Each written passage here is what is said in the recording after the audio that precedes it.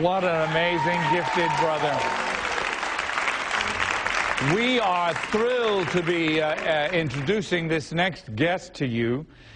He comes to us all the way from Tortola in the British Virgin Islands. He is the senior pastor of the Cane Garden Bay Baptist Church. Put your hands together for Reverend Dr. Melvin A. Turnbull. Hey, Brother Turnbull. Come on, somebody give him praise. Yeah. Give God the praise. Oh, what a mighty God we serve. Isn't it amazing? Man. It's exciting. Sometimes we get on fire here, and we don't apologize for it. I am not ashamed, for I am not ashamed of the gospel of Jesus Christ. For it is the power of salvation unto who believes. Everyone that believeth. But you know what? We also have this treasure. Yes. Sometimes I think of all the people that God will dare to deposit his treasure in an earthen vessel like me. You know, it's just amazing. Yes, yes it is. It's just amazing. I preached that sermon just a week or so ago somewhere. I did. And you know, that's what I was talking about. This God put a treasure. This God who made the sun. This God who set earth to spinning. This God who made flesh stick together. This God, 70% water. This God put a treasure in me. Yeah, but you know what I like about that? What? Here's what he says. What? For it is God who works in you, both to will and to do of his own pleasure. And he who hath begun a good work in you will finish it. Now, what I hear him say, and this is the amazing thing. Listen, God, what he does is, he says, I will make you want to do my will. I will you to will my will. Then I'll turn around and do my will in you, and then give you the credit. What a great God. What a great God. Oh, man. It's amazing. You know, and he's always calling. Always. Do you know how many thousands, millions of calls God has made during this broadcast? Wow. He's used you already since you sat down. Yeah. Probably 100 times to speak to somebody. He's used me. He's used every artist, every guest, every minister. Oh, Lord, he used Cheryl. You know, there is something about God that, well, everything about him is amazing. Yes. But one of the things I really treasure is that before I knew my name, like he said to Jeremiah, long before you were born, I formed you, and I ordained you. And listen to what he says. I put a mark on you. A whole lot of us should have been dead. Yes. Should not have been here. But nobody could have stopped us, because it says, I got a mark on you, and nobody can touch you.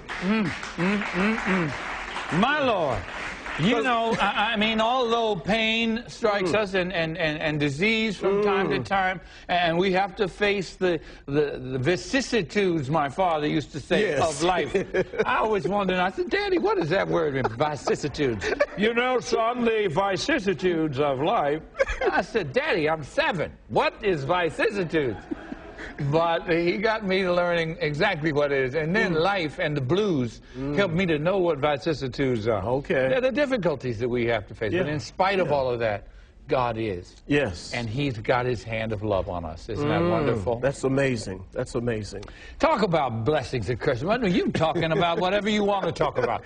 But let's talk about that idea of the blessings of the Lord for a minute. The blessings of the Lord. As I sit and think about this, in the light of who he is, his sovereignty, the brother says he's futuristic. One other brother says God is, God is was, and God is will. So wherever you go, he is. So he's not taken by surprise. So when I think about the blessings of God, you see, a lot of times we confuse the blessings of God with a whole lot of things.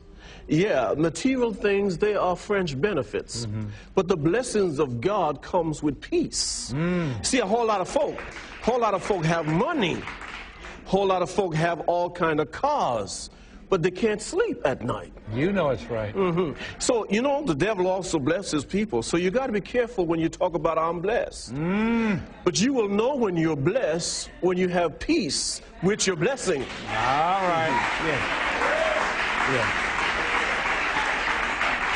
So the blessings of God, a lot of times what we think are curses are actually blessings. I think about Joseph, for example, my brother. Joseph, when you look at his life, he was a little boy, you know, he had a dream. And one of the things, he was not mature enough to know that you can't share your dream with everybody. That's right. Because not everybody, including your brothers, really love you. In fact, a whole lot of people are jealous. Yes. You know, we got the haters out there. Yeah, the haters are there.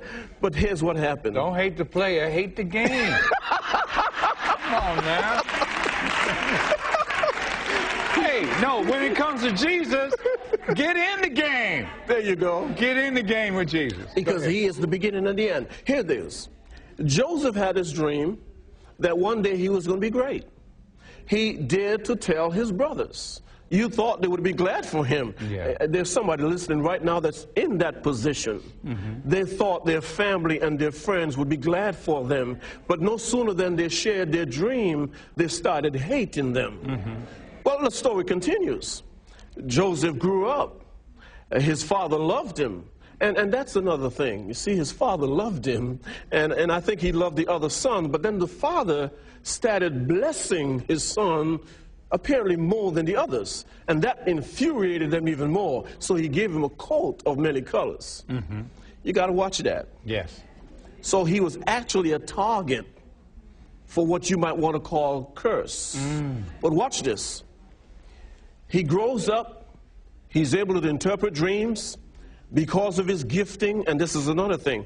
Your gifting will make room for you, but it is your character that will keep you. See, that's the problem. So your gift is not all you need. You need to be built up in your character. Watch where this is going. So Joseph now, he ends up, fast forwarding, he ends up in the pit because his brother decided, well, we're going to kill him. They couldn't do it. Said, we're going to sell him.